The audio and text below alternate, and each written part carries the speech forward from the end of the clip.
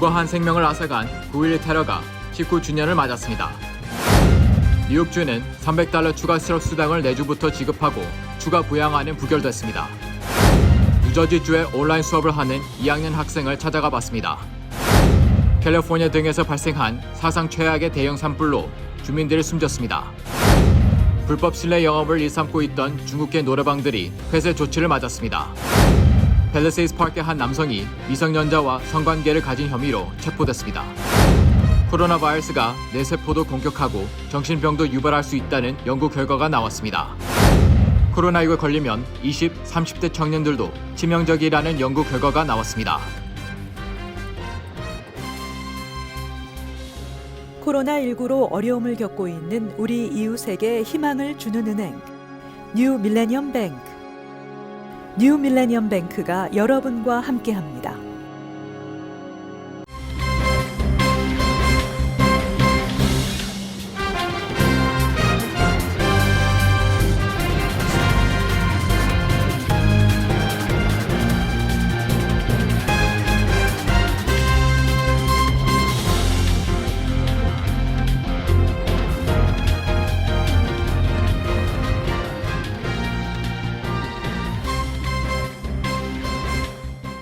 시청자 여러분 안녕하십니까? KBTV 뉴스 9 이창원입니다. 9월 11일 KBTV 뉴스 9 첫 번째 소식입니다.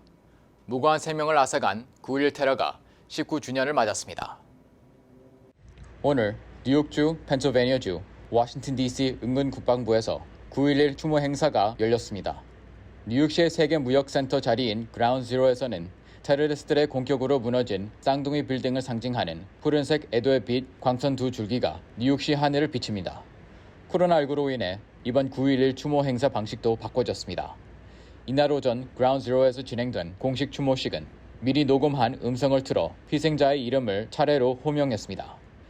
유족을 비롯한 참석자들은 지원 마스크를 착용했습니다. 조 바이든 민주당 대선 후보와 마이크 펜스 부통령도 마스크를 착용하고 참석해 팔꿈치 인사를 나눴습니다. 이들은 9.11 추모식에서 조용히 묵념만 했습니다. 이번 9.11은 코로나19의 여파로 더 침울하고 조용한 분위기로 다가왔습니다. 이와 관련해 뉴욕타임스에 따르면 올해 코로나19로 뉴욕시에서만 2만 3천 명의 사망자가 나왔는데 이는 19년 전 테러로 뉴욕시에서 숨진 2,700명에 비해 8.5배가 넘습니다. 뉴욕주 정부가 연방 정부로부터 승인받은 $300 추가 실업 수당을 다음 주부터 지급합니다. 하지만 $5천억 추가 부양안은 부결됐습니다. 최명진 기자가 전해드립니다. 10일 뉴욕주 노동국은 연방재난관리청이 지난달 승인한 손실된 임금 지원을 통해 주당 $300의 추가 실업수당을 다음 주부터 지급할 것이라고 전했습니다. 뉴욕주 노동국은 손실된 임금 지원을 받을 수 있는 자격을 갖춘 200만 명의 주민들은 다음 주부터 $300 추가 실업수당을 받게 되며 43만 5천 명은 추가 확인 후 실업수당을 받게 될 것이라고 말했습니다. 이와 관련해 11일부터 이메일과 문자 메시지 등을 통해 $300 추가 실업수당 자격 여부를 통보할 예정입니다. 이 중 추가 확인이 필요하다고 통보받은 신청자는 전화와 이메일 등으로 신청해 15일 오후 5시까지 완료해야 합니다.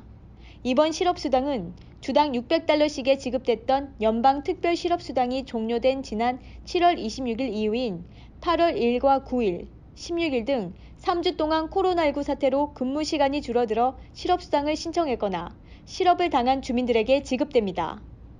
한편 연방 상원에 상정됐던 $5천억 규모의 추가 경기 부양안이 부결됐습니다. 10일 연방 상원은 급여 보호 프로그램인 PPP 등이 포함된 공화당 주도의 추가 경기 부양안을 본회의 표결에 붙이기 위해 투표를 실시했지만 찬성 55, 반대 41표로 찬성 60표에 미치지 못해 부결됐습니다. 이 법안은 오는 12월 27일까지 주당 $300의 연방 추가 실업수당 지급, 2차 PPP 도입, 코로나19 백신 개발, 차일드 케어 시설 재개 지원 등의 내용을 담고 있습니다. 이와 관련해 추가 경기 부양안을 두고 협상을 이어가고 있지만 11월에 치러지는 대선 이전에는 법안이 통과되기 어렵다는 전망도 나오고 있습니다. KBTV 뉴스 최명진입니다. 뉴저지주는 지금 온라인 계약한 지 일주일이 다 되어 갑니다. 특히 어린 학생들 혼자서 해결하기 힘들 부분도 있는데요.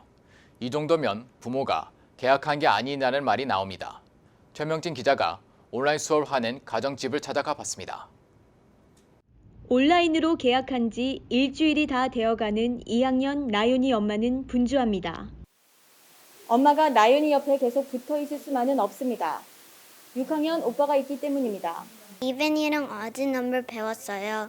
좀 어려운데 그래도 괜찮아요. 아이들이 이 상황이 힘든 건 마찬가지입니다. 숙제가 많이 없어서 좋아요. 또 어떤 점이 안 좋아요? 친구들 못 만나고 아무도 못 만나서 안 좋아요. 나윤이 아빠는 풀타임 일을 하고 나윤이 엄마는 야간 근무하는 간호사입니다. 일을 마치고 아침에 퇴근해서 집으로 오면 제대로 쉬지도 못하고 아이들 온라인 수업을 지켜봐야 합니다. 뉴저지주 포트리 학구는 오는 10월 16일까지 온라인 수업을 하고 그 이후에는 하이브리드 방식으로 전환할지 여부를 결정할 방침입니다. 이외에 팰리세이드 파크, 리지필드, 엣지워터, 티넥 학군들도 올 가을 학기 원격 수업으로만 시작하기로 했습니다. 온종일 아이들을 지켜보지 않으면 수업을 제대로 듣는 건 맞는지 학부모들의 걱정이 커질 수밖에 없는 상황입니다. 하루빨리 정상적인 교실 수업이 이뤄지길 바랍니다. KBTV 뉴스 최명진입니다. 캘리포니아 등 서부 해안가의 3개 주에서 발생한 사상 최악의 대형 산불로 주민 10여 명이 숨지고 일부 마을은 잿더미로 변했습니다. 김은지 기자가 전해드립니다. 뉴욕타임스와 CNN 방송은 캘리포니아, 오리건, 워싱턴주에서 일어난 산불로 10여 명이 숨졌다고 보도했습니다. 강풍을 동반한 산불은 무서운 기세로 번지고 있어 사망자는 더 늘어날 전망이어서 주민들이 공포에 떨고 있습니다. 워싱턴주에서는 골드스프링 지역 화재로 어린이 1명이 숨졌습니다. 숨진 어린이의 친척 2명은 헬리콥터로 구조돼 병원으로 옮겨졌으나 중태에 빠진 상태입니다. 오리건주에서는 메리언 카운티에서 2명, 잭슨 카운티에서 1명 등 3명이 희생됐습니다. 캘리포니아주 뷰트 카운티에서는 잿더미에 묻힌 3명의 유해를 수습했습니다. 지난달 캘리포니아주 오거스트 지역에서 번개불로 시작된 산불은 주 역사상 피해 규모가 가장 큰 산불로 발전했습니다. 캘리포니아주에서는 현재까지 총 28곳에서 산불이 발생해 1만 4천여 명의 소방관이 화마와 싸우고 있습니다. 현재까지 47만 1천 에이커를 태웠습니다. 이는 2018년 멘도치노 복합단지에서 발생한 산불로 소실된 최대 피해 면적인 45만 9천 에이커를 크게 앞지른 것입니다. 무섭게 번지는 산불로 캘리포니아주 중부에서는 약 260채의 구조물이 파괴됐습니다. 3만 명이 대피했지만 진화율은 0%입니다. 캘리포니아주 베리크릭 타운은 시속 45마일의 강풍을 타고 번지는 산불로 마을 전체가 잿더미로 변하고 주민 수천 명이 대피했습니다. 캘리포니아주 소방국에 따르면 올해 들어 250만 에이커 이상의 면적이 산불에 소실됐습니다. 이는 연간 산불 피해로는 사상 최대 규모입니다. 오리건주에서는 거의 50건의 산불이 발생해 47만 에이커를 전소시켰습니다. 이로 인해 일부 마을과 주택 수백 채가 파괴됐습니다. 워싱턴주에서도 이번 주 들어 48만 에이커가 소실된 가운데 일부 마을이 사실상 파괴됐습니다. KBTV 뉴스 김은지입니다. 사후적 거리두기 규정을 위반한 채 불법 실내 영업을 일삼고 있던 중국계 노래방과 주점들이 연이어 폐쇄 조치를 맞았습니다. 뉴욕 셰리프국은 최근 브루클린 보로파크의 레전드 KTV 노래방을 급습해 10세 이하의 아동을 포함한 281명의 사람들이 실내에서 마스크를 쓰지 않고 거리두기를 무시한 채 음주와 흡연, 춤 등을 즐기고 있어 현장에서 즉시 폐쇄할 것과 라이선스를 취소했다고 전했습니다. 뉴욕 셰리프국 발표에 의하면 불법 영업으로 단속된 중국계 노래방과 주점은 현재까지 퀸스 플러싱 2곳을 포함해 총 3곳이라고 밝혔습니다. 이런 현상은 중국계뿐만 아니라 한인이 운영하는 노래방, 카페, 주점 등도 저녁 시간에 문을 닫고 VIP 손님 예약에 한하여 불법으로 실내 영업을 종종 하고 있는 것으로 알려졌습니다. 아직 한인 업소의 적발 및 폐쇄 조치 사례가 밝혀진 바 없지만 지금도 불법 영업을 하고 있는 업소가 있다고 합니다. 뉴욕과 뉴저지의 코로나 바이러스 사태가 차츰 진정이 되면서 불확실했던 경제가 재개 박차를 가하고 있는 가운데 이 같은 소식은 동포 사회의 안타까움과 분노를 자아내기도 했습니다. 한인 업소를 비롯해 모든 소상공인들이 어서 폐쇄 조치를 당하는 상황이 오질 않기를 바라며 특히 뉴욕업소는 9월 30일 실내 영업이 허용될 때까지 많은 주의가 필요합니다. 팰리세이드 파크 경찰서는 최근 미성년자와 성관계를 가진 혐의의 남성을 전격 체포했습니다. 자세한 내용 최명진 기자가 전해드립니다. 벌겐 카운티 검찰은 팰리세이드 파크에서 창고 직원으로 일하는 다니 카마자와 엘리아스 메지아를 미성년자 성폭행 혐의로 체포했습니다. 16살 미만의 소녀가 엘리아스에게 성행위를 강요당했다는 제보를 받고 버겐 카운티 검찰청 사이버 범죄과에 연락했습니다. 버겐 카운티 검찰청 사이버 범죄 및 특수 피해자 부서와 경찰서의 조사에 따르면 다니가 미성년자들과 성관계를 가졌으며 그의 친구 엘리아스가 미성년자와 성관계에 가담하도록 강요하려 했다고 밝혔습니다. 지난 3일 조사 결과 다니는 1급 범죄 혐의로 엘리아스는 3급 범죄 혐의로 체포되어 기소되었습니다. 성폭행 혐의로 기소된 다니와 엘리아스는 해켄색 법원의 첫 출석이 있을 때까지 버겐 카운티 교도소에 수감되어 있습니다. 이와 관련해 지난 팰리세이드 파크 공립도서관 시설보수 직원이 미성년자 성폭행 혐의로 체포된 비슷한 사례도 있었습니다. 한인들의 밀집 지역인 팰리세이드 파크에 미성년자 성범죄가 늘면서 각별한 주의가 필요한 때입니다. KBTV 뉴스 최명진입니다.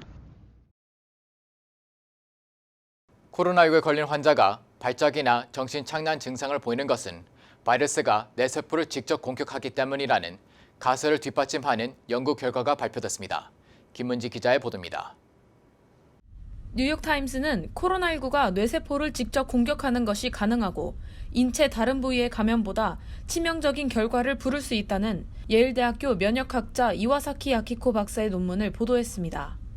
이와사키 박사는 코로나19로 숨진 환자의 뇌세포와 함께 실험용 생쥐를 이용해 코로나 바이러스가 뇌세포를 공격하는 과정을 연구했습니다.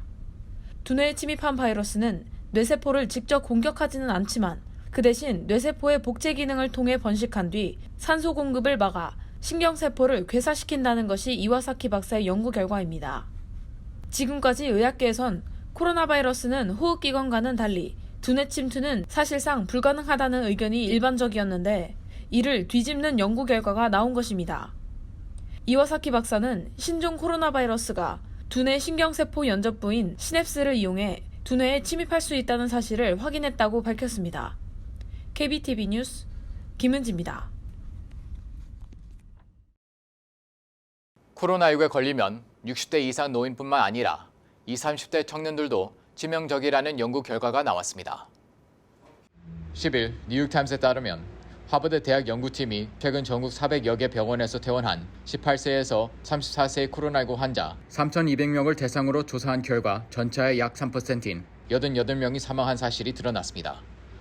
또 환자 10명 중 1명은 인공호흡기 치료가 필요했고 5명 중 1명은 집중 치료를 받아야 했습니다. 전체 환자의 3%인 99명은 지속적인 치료 또는 재활치료가 필요했습니다. 인종별로는 전체의 약 60%가 흑인이나 히스패닉의 남성이었습니다. 전체의 3분의 1 이상이 비만이었고 4분의 1이 극도로 비만 상태였습니다. 또한 많은 환자들이 고혈압이나 당뇨병을 앓고 있었습니다. 하버드대 미첼 캐츠 박사는 이 같은 연구 결과는 코로나19가 모든 연령대의 환자들의 생명을 위협하는 무서운 질병이라는 사실을 입증한다고 설명했습니다. 오는 14일부터 뉴욕 시내 전철과 버스 등 대중교통을 이용할 시 마스크 착용을 거부하면 벌금 $50를 내야 합니다. MTA는 마스크 착용 의무화 조치를 시행한 후 400만 개가 넘는 마스크를 승객들에게 무료로 배포했습니다. 이와 관련해 앤드루 쿠오모 뉴욕 주지사는 마스크 착용을 거부하는 승객에게 벌금을 부과하면 차량을 이용하는 시민들도 안심하고 대중교통을 이용하게 될 것이라고 말했습니다. 오는 13일부터 가든 스테이트 파크웨이와 뉴저지 턴파이크 통행료가 인상됩니다. 뉴저지주에 따르면 이날부터 파크웨이는 27%, 턴파이크 통행료는 36% 오르게 됩니다. 파크웨이의 평균 통행료는 종전 $1 11센트에서 30센트 오른 $1 41센트로 턴파이크는 $3 50센트에서 $1 30센트 오른 $4 80센트가 됩니다.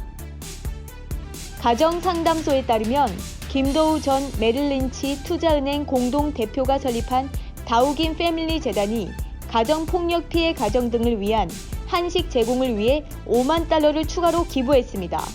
뉴욕 가정 상담소는 1차로 지난 5월부터 다우긴 패밀리 재단으로부터 후원받은 5만 달러를 시작으로 후원금이 더 모금되면서 9만 달러가 넘는 기금을 확보해 가정폭력 피해 가정들에게 5,700끼 분량의 식사를 제공했습니다.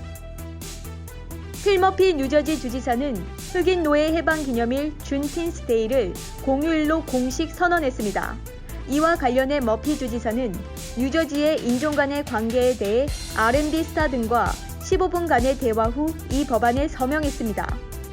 또 그는 여러 주가 준틴스를 인정하지만 이를 공휴일로 만든 주는 거의 없다고 언급했습니다. 잠시 후 커뮤니티 브리핑을 전해드립니다.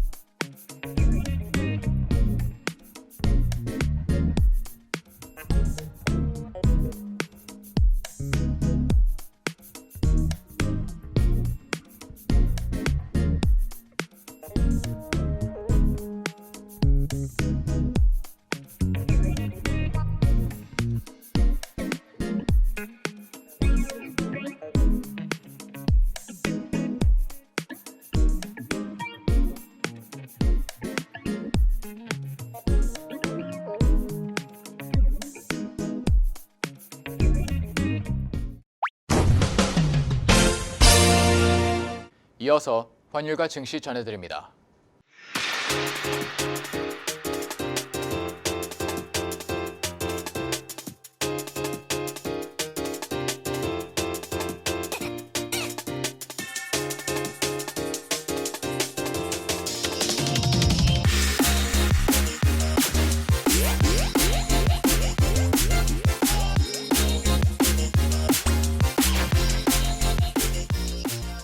잠시 후 뉴욕과 뉴저지 날씨 전해드립니다.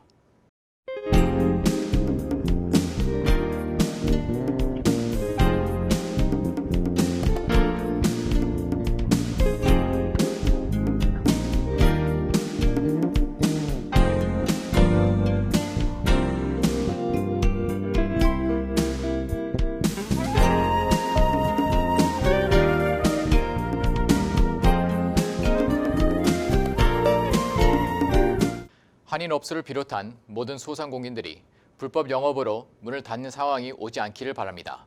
특히 뉴욕 업소들은 9월 30일 실내 영업이 허용될 때까지 더욱 주의가 필요합니다. 오늘도 KBTV 뉴스 9을 시청해주신 여러분 고맙습니다. 편안한 밤 보내시기 바랍니다.